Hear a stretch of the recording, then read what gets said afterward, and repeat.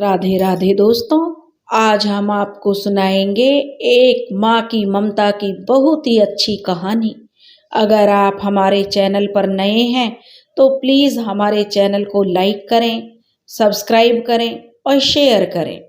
एक गांव में केशव अपने परिवार के साथ रहता था। उसके परिवार में उसकी पत्नी, उसका भाई, उसके भाई की पत्नी, उसकी माँ और उसके 4 बच्चे थे। 3 बच्चे उसके भाई की पत्नी के भी थे, क्योंकि दोनों, उसकी भाभी और पत्नी दोनों सगी बहनें थीं। और बड़ी वाली बहन के 3 लड़कियां थीं, उसके कोई लड़का नहीं था। केशु की पत्नी मीना के 4 बच्चे थे, जिनमें दूसरे नंबर का लड़का था। 4 बच्चे पैदा करने के बाद मीना का शरीर बहुत कमजोर हो चुका था, जबकि उसके दूसरे नंबर का लड़का भी था, लेकिन वह 5वीं बार फिर से पेट से थी। उसने सोचा अब की बार लड़का हो जाएगा तो अपनी बड़ी दीदी को दे दूंगी। चौथी बार जब प्रसव हुआ था तो उसे बहुत पीड़ा हुई थी और बहुत कमजोर हो गई थी। डॉक्टर ने भी उसे आगे बच्चे पैदा करने के लिए मना कर दिया था, लेकिन वह फिर से पेट से हो गई और उसने सोचा एक चांस और ले लेती हूँ, ताकि अपनी बड़ी बहन को इस बार लड़का हुआ तो बहन को दे दूंगी। उसके 3 लड़कियां हैं तो उसके लड़के की कमी पूरी हो जाएगी। वह बहुत कमजोर थी, जबकि मीना की बहन कावेरी को उसके बच्चे बिल्कुल नहीं भाते थे। लेकिन मीना इन छोटी छोटी बातों पर कभी गौर नहीं करती थी। उसकी बड़ी लड़की मीना की बहुत शरारती हो गई थी। वह बस घूमने के सिवाय और कुछ नहीं करती थी। दादी ने उसे बहुत सिर पर चढ़ा रखा था। जो भी हाथ में थोड़े बहुत पैसे क्या आ जाते, बस अपने छोटे भाई बहन को लेकर वह गांव में दुकान पर ले जाती। वह किसी से भी नहीं डरती थी, सिवाय अपने पिता के। मीना का पति दिन भर मजदूरी करता था और शाम को अपने छोटे से जमीन के टुकड़े पर खेती करता था। एक दिन मीना अपनी बड़ी बेटी को डांट रही थी कि अचानक से मीना के सीने में दर्द होने लगा। उसका पति केशव उसे अस्पताल लेकर गया। अस्पताल के डॉक्टर ने कहा, केशव तुम कैसे इंसान हो, आप लोगों ने इसका खून भी टेस्ट नहीं करवाया। इसमें केवल 5 यूनिट खून है और अब ये हार्ट अटैक। इसको यह सुनते ही कि जो मीना का पति केशव था, वह डॉक्टर से प्रार्थना करने लगा कि डॉक्टर साहब कैसे भी करके मेरी पत्नी को बचा लो। डॉक्टर ने कहा, देखो केशव, हम पूरी कोशिश कर रहे हैं, इमरजेंसी हमें प्रसव करवाना होगा। केशव ने कहा, डॉक्टर साहब आप कुछ भी करिए, बस मेरी पत्नी को बचा लीजिए। कुछ देर बाद डॉक्टर कहने लगे, और जो कि हमसे बन पड़ेगा वो करेंगे, तुम भगवान से प्रार्थना करो, अब तो ऊपर वाला ही जाने कि क्या होगा। और डॉक्टर जो लेबर रूम में चले गए और वह अपनी पत्नी को बचाने की भगवान से प्रार्थना करने लगा।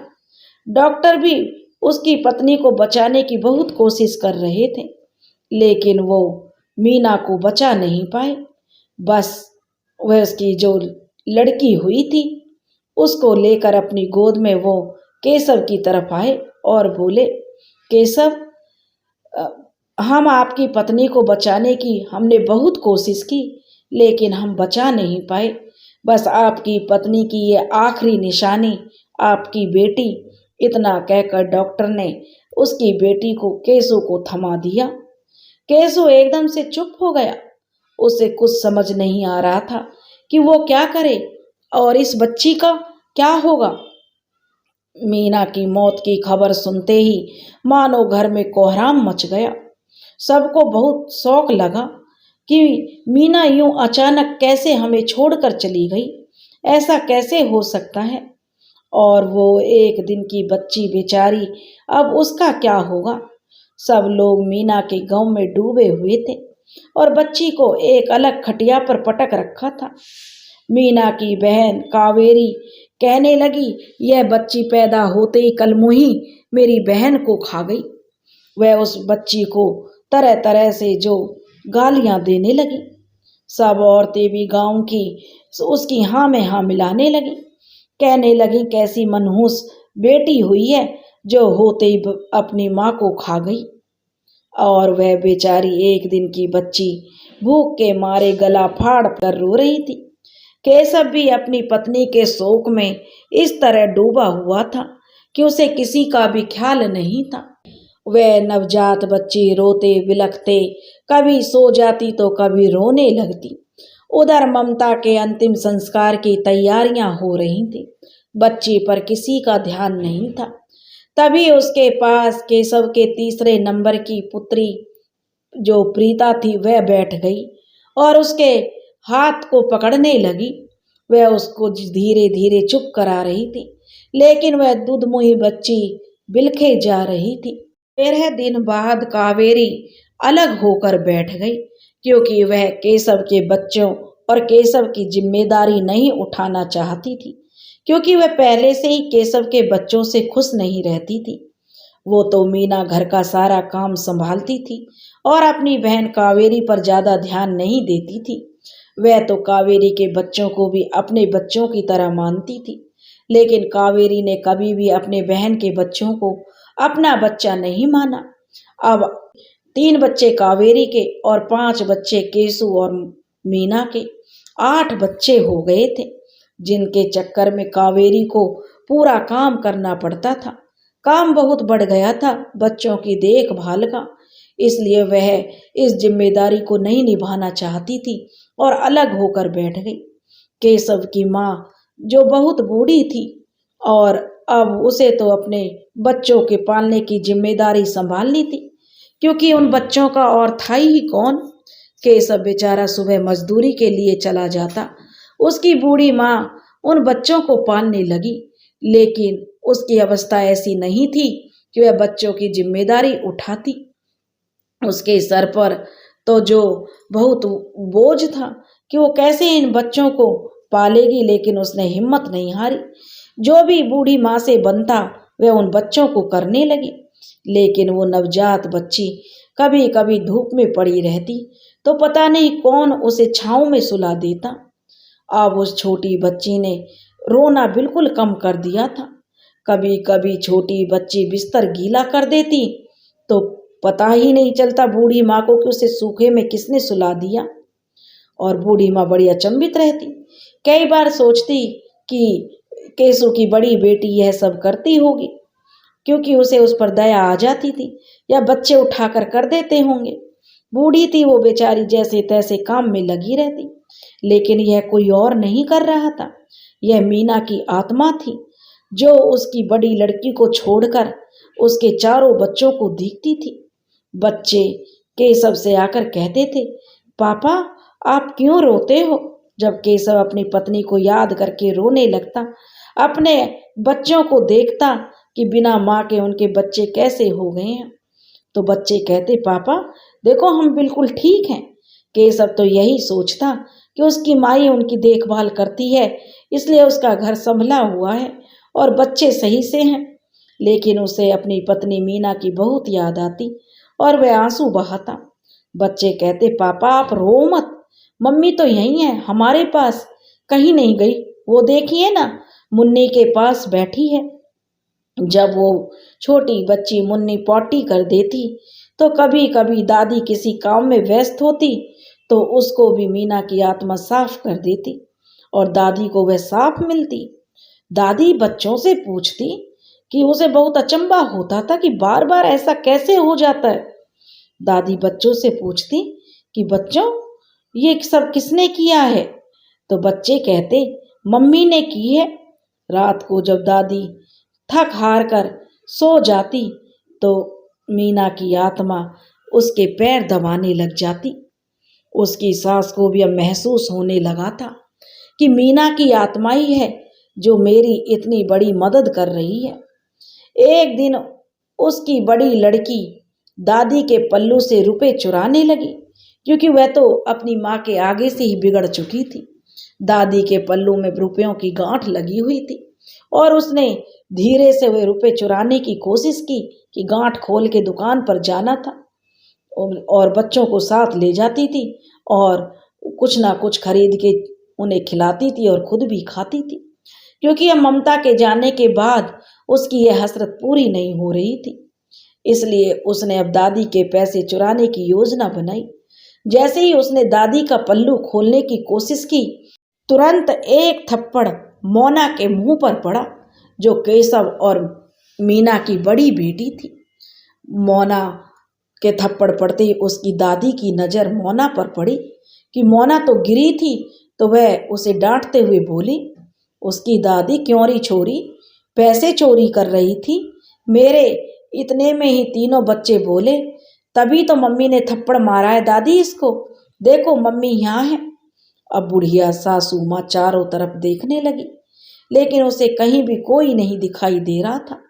ऐसे में ही जब एक दिन मीना की सासू बूढ़ी सास की तबीयत खराब हो गई, तो घर का सारा काम करके मीना की आत्मा गुड्डी को दूध पिला रही थी और बच्चों को तैयार करके स्कूल के लिए जो उसने टिफिन भी बना दिए थे। मीना की बूढ़ी सास के पास भी जो खिचड़ी की प्लेट और दवाई का गिलास रख दिया और उसे बोली, माँ जी कुछ खाकर दवाई ले लीजिए। मीना की सास को लगा जैसे मीना बोल रही है। वह उसने उठकर इधर उधर देखा तो वहाँ कोई नहीं था, बस सामने खाने की प्लेट और दवाई पड़ी हुई थी। मीना की सास फूट फूट कर रोने लगी और बोली, मीना बेटा, मेरे जाने की उम्र थी और तू चली गई, क्यों बेटी? मेरे बेटे को कौन सहारा देगा मीना? लेकिन वो कुछ नहीं बोली। पास ही पालने में मुन्नी सो रही थी। मीना उसके पास बैठी थी और रो रही थी।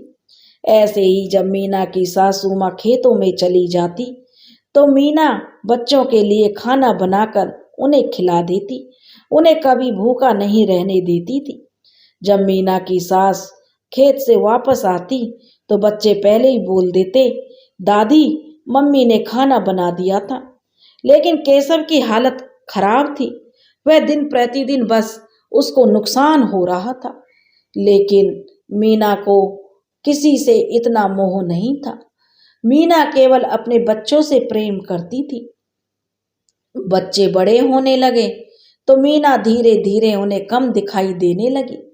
जब सारे बच्चे 5 साल के हो गए तो एक दिन मीना अपनी सास के सपने में आई और कहने लगी, माँ जी मैंने अपनी जिम्मेदारी पूरी कर दी है, अब वो सब इतने समझने लगे हैं कि आपको ज़्यादा परेशान नहीं करेंगे। तब मीना की सासू माँ बोली, बेटी मीना, तुम मुझे और केशव को क्यों नहीं दिखाई देती? बच्चे कहते हैं मम्मी ने सब काम कर दिया, हमें खाना खिला दिया। मैं भी जानती हूँ मीना कि तू ही है और कोई नहीं, मेरे घर का काम हो जाता है।